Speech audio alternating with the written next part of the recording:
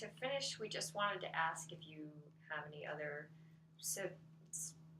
specific advice of things to do or not to do. Oh, wow. You gave us a little good, like, not to do advice. Okay, here's another bit of advice. Okay, lots of advice, maybe wrong, maybe right. So we talked mostly about the politics of science and career building. We haven't really talked about the science. Right. So let me give you some ideas on science development, a few little ones. On science development, and I saw another person who's a female here at Harvard do the same thing. Pick a field. When you go to a meeting, you go to a meeting to meet people.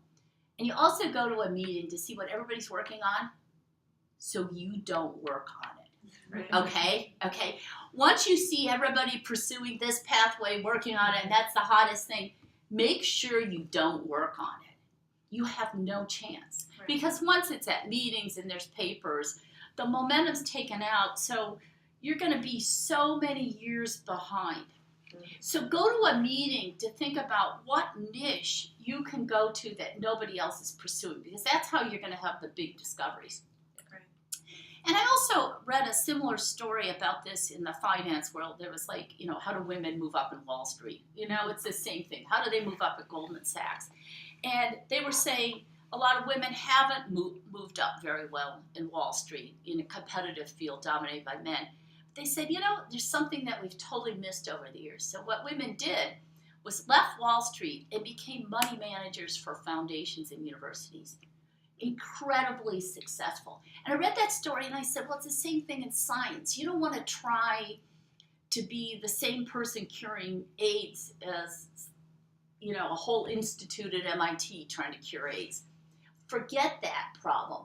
Look for the niche that nobody's pursuing.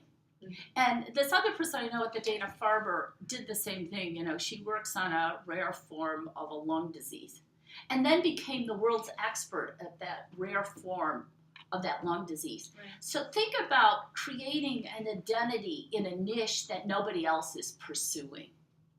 And I think that relieves a lot of the pressure of people being threatened or, trying to bump you from getting grants because you're not directly competing with them.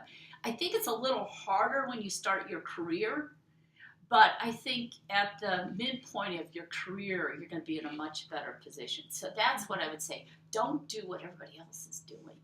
I mean, you'll go nuts trying to get your paper out and, and everybody's going to kill your paper because do the paper in the field where you start the whole field around you. Right. Yeah.